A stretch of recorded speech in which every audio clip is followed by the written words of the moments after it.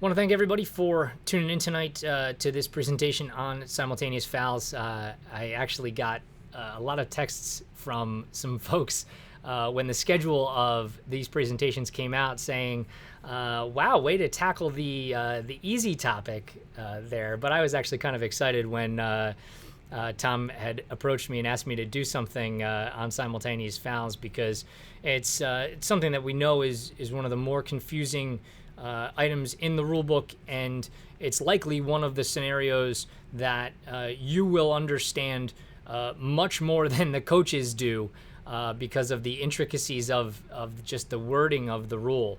So I guess that's kind of where I want to start things out, is just by talking a little bit about the actual wording of the rule.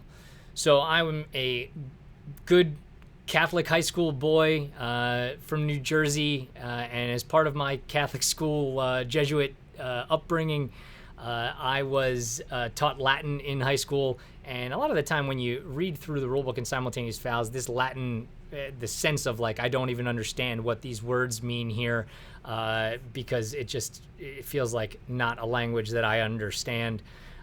So we're going to seek to clarify some of the language that is in the rule book, and we are also going to, in addition to making the goal of this presentation to translate that rule into English, we're also going to get past the literal vocabulary of the word simultaneous. We're going to employ some strategies to translating this rule. We're going to wall off the bad stuff, and I'm going to try to use plain English and not rulebook speak throughout this presentation to try to make it something that we can all visualize in our heads, because I feel like if we can visualize play as we talk about it through this simultaneous situation, that we're going to be able to better sort things out when we're actually faced with it, when we're all not nicely tucked into our homes and in a calm situation and no one is yelling at us. One of the other rules we're going to seek to clarify is, when do we care about sequence when we have simultaneous fouls? And once we've sorted out all of the chaos, we're going to figure out where the heck we want to restart the ball with the team that we are going to give it to. So the first thing I want to call your attention to is just the literal definition of the word simultaneous. And I think I got this from like dictionary.com or something. The word simply means something that is done with another thing at the exact same time. So that begs a question as we apply lacrosse terminology to the word simultaneous, and that is, are simultaneous fouls on both teams that happen at the exact same time? Is that really the standard that we are holding simultaneous fouls to? And the answer to that question is no. And we need to reject our understanding of the word simultaneous and how most of the world would view the word simultaneous. Because if you don't really understand the intricacies of the book and you just say, well, I know what simultaneous means, it means that we had fouls that happen at the same time. And that's not really what it means. And we know as officials that honestly in live ball situations, simultaneous fouls mostly do not occur at the exact same time. If you have the offense gets slashed, they might play offense for another 30 seconds before a member of the offense commits a personal foul. So, we really need to just reject the notion of the literal definition of simultaneous and employ an English translation of what the word simultaneous means as it relates to lacrosse. And if we can do this by understanding that simultaneous fouls mean we have a foul on both teams, and the players on those teams are going to start serving their fouls at the same time.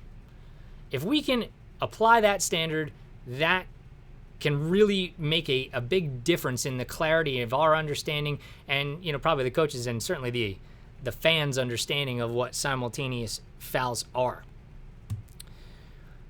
So now as we start to go through some of the strategies that we'll employ in order to understand this better, we always have to ask this question and answer this question first. We know we have fouls on both teams, but when did those fouls occur? And if we don't answer this question first, we're kind of sunk, because we won't know the rest of the rules to apply to the fouls on both teams. So if we understand that all the bad stuff, all of our fouls happened while we were actually playing lacrosse, no one has blown a whistle for any reason whatsoever, that will cause us to apply one particular set of rules to adjudicating this foul. If some or all of the bad stuff happened after we have put up that metaphorical wall and we have blown a whistle, then we are going to apply a completely other set of processes in order to figure out who is going to get the ball and where they're going to get it. Okay, so here's a visual representation of that, because I know some folks want to just see this rather than just talk about it in vocabulary. And if there was gameplay happening, moving from left to right on your screen, that big red bar in the middle of the screen represents that wall that you have put up. And that wall is when you blow a whistle. It could be for a goal. It could be for out of bounds. It could be because a period ends. It could be anything. If you blow that whistle, you have put up a wall. Does all the bad stuff happen before you put up the wall? Does some of the bad stuff happen before the wall, some after the wall, or does everything happen after the wall? First, seek to answer that question, and then we will go through it. So let's answer some of those questions here as we keep that metaphorical wall up in front of us. If all the bad stuff happened while we are playing lacrosse and we have not yet put up a wall, we do not care about the order in which that stuff happened. All we care about is the length of the penalty time on each team after you stop that play. If you're able to stop the play and no other bad stuff happens, all we care about is the severity, which is translated as the length of the foul times on each team. This is just a logical circumstance that I wanted to call attention to, and that is that the offense is only going to serve a penalty if they have committed a personal foul. So let's put that in real terms.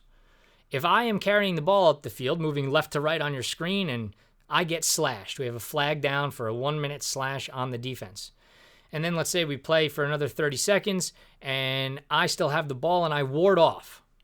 Now, that's just going to stop the play. I'm not going to serve any penalty time for that. So a technical foul in that situation just stops the play. It's not going to serve time.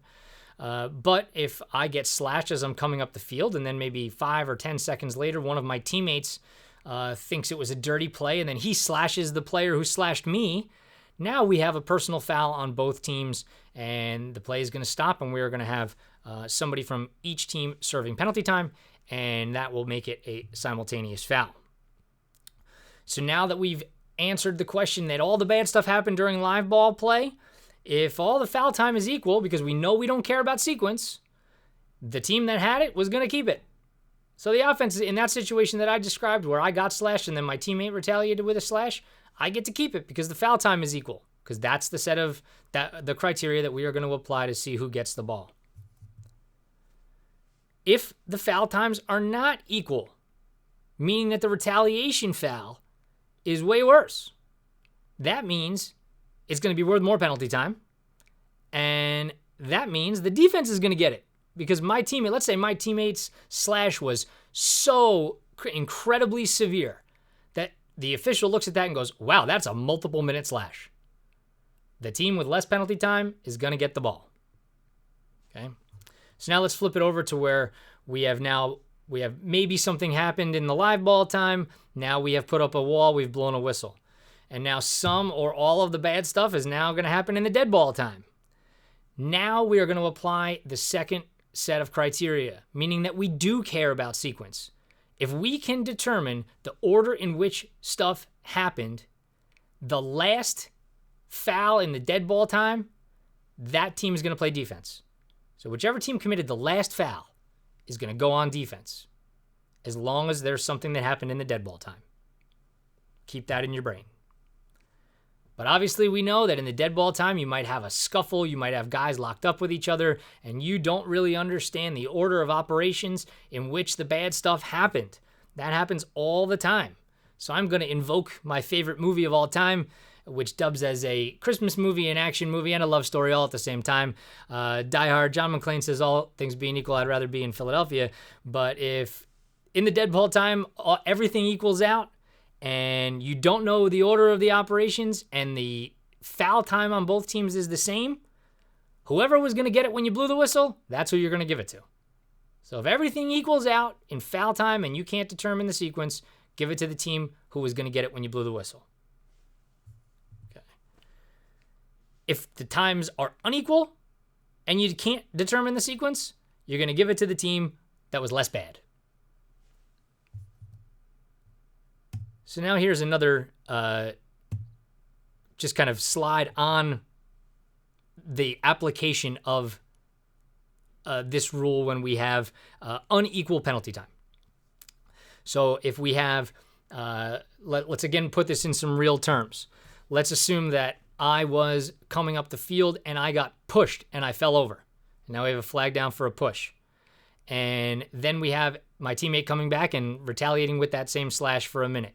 So now we have a 30-second foul on the defense, and we have a 1-minute foul on the offense. All of that stuff is live ball, so we know that it's going to obviously stop the play, and the team with less penalty time is going to get the ball. But we have a non-releasable element to this. When we have unequal penalty time, the lesser of the two penalty times becomes non-releasable for everybody. And there's a caveat in here that I put because saying, assuming that the 1-minute foul is not unsportsmanlike. And the reason that I put that is because unsportsmanlike conduct is a non-releasable foul in and of itself. So if there was that push on the defense and I fell over and there was a flag down and then my teammate's foul was for unsportsmanlike conduct, that would mean that the 30-second push is non-releasable because of the simultaneous foul.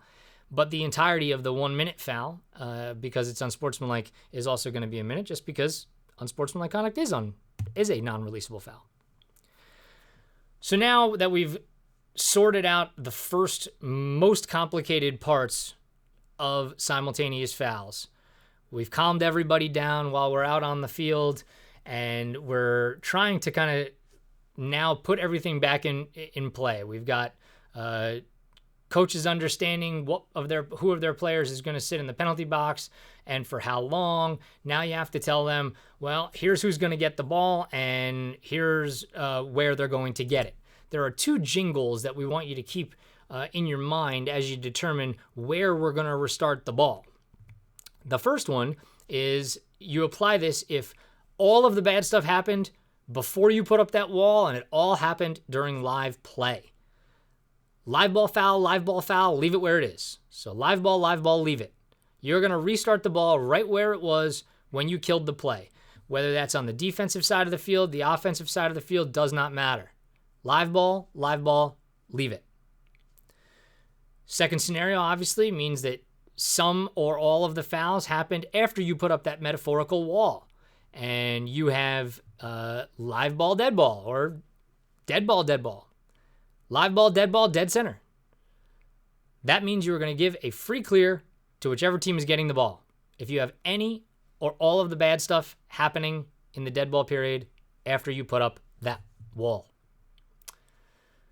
So now we are going to apply what is going to be a fairly complicated case study, but as with the nature of simultaneous fouls, they all tend to be crazy, wild, zany case studies. And when they happen to you, you're not only going to understand that you're going to apply this sense of insanity, you're also going to inject emotion into the game.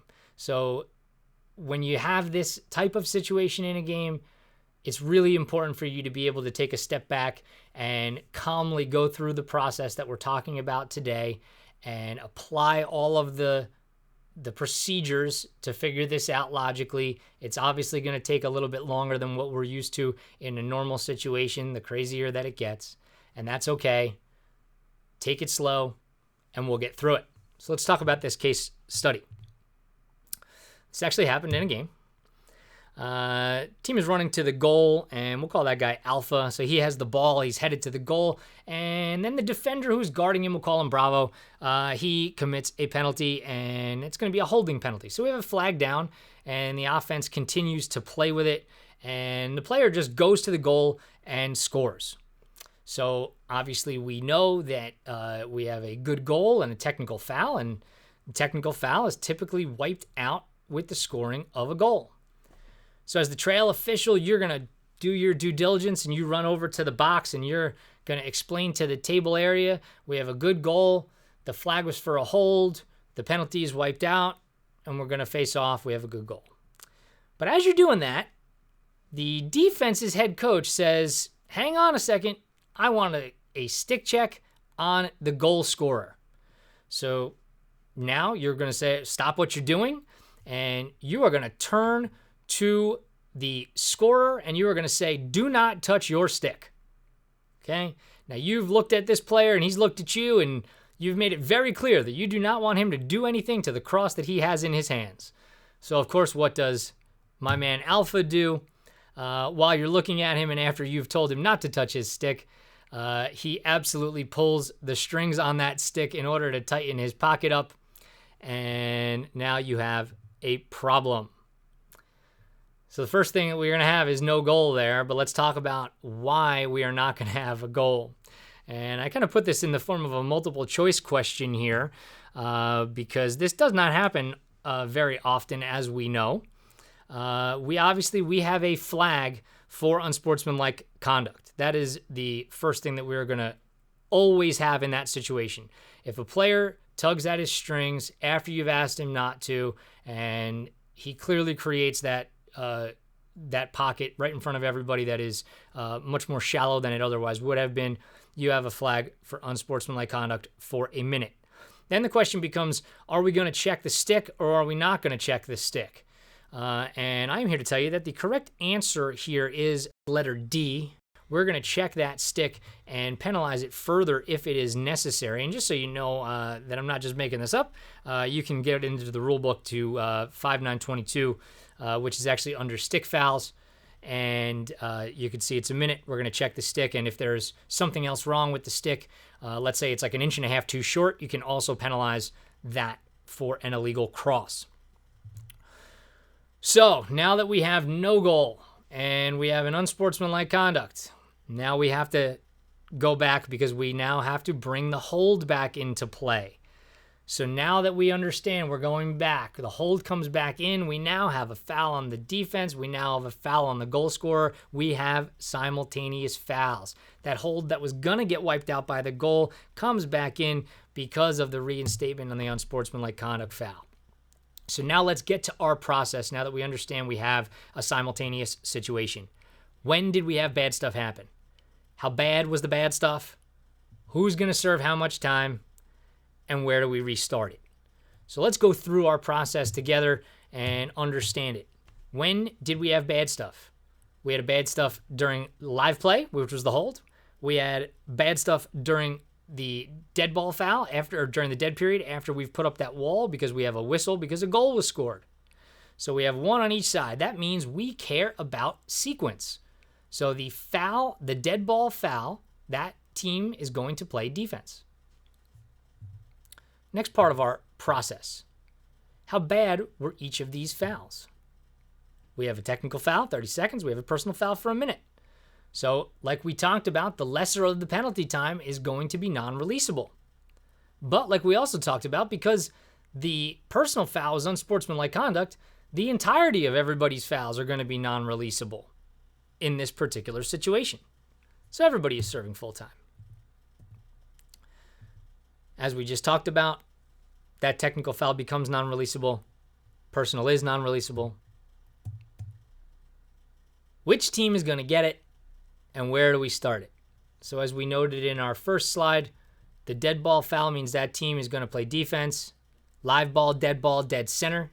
So we're going to give it to actually the Bravos team. This is a great job by the head coach of Bravos team calling for that stick check. And not only are we going to give it to Bravos team, but we are going to give them a free clear in the live ball, dead center jingle. So now here's a little bit more game management situation that I want to talk about. This is something that and if you're not talking about this, you need to be talking about this as you are getting together as a group of officials let's say we have all of our fouls in this simultaneous situation are in the dead ball period, and you are all three of you looking at this scenario going like, whoa, that what White did on that play felt very much worse than what Red did over here. And Red really feels like they're the team that needs to get the ball in this situation, because if they don't get the ball, like, we might have mass anarchy here because just the perception of what's going on. So in that situation, you can dole out penalty time accordingly, because we want to create an uneven situation of penalty time in that case, and you want to assess more penalty time to White than you do to Red, so that you can give the ball to the Red team, and then you can have a much more settled set of gameplay after that. Constantly be thinking, who should get the ball in a crazy situation here? For the temperature of your game, for what you feel like might happen after you restart play in a lot of these situations, that is where our discretion as officials can come in and really make a difference, and in what we talk about as being a good game management situation or a poor game management situation.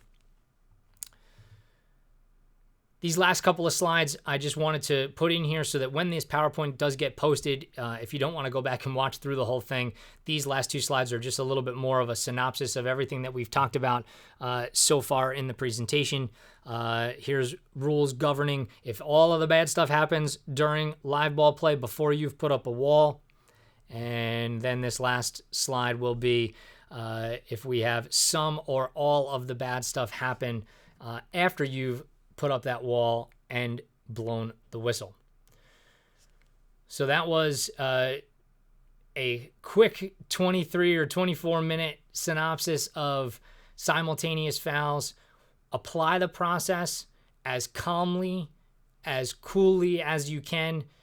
Get together with your partners in the more complicated situations. First, make sure that all the teams are separated from each other. Get them to their bench areas, at least the bad actors in the situation. Make sure that we have sets of eyes on the players as you all get together in these situations to talk about the penalties that you're going to dole out, and then take your time and go through the process to really figure out what's what, who are the fouls on, when did they happen, who's going to get it, and where are we restarting it.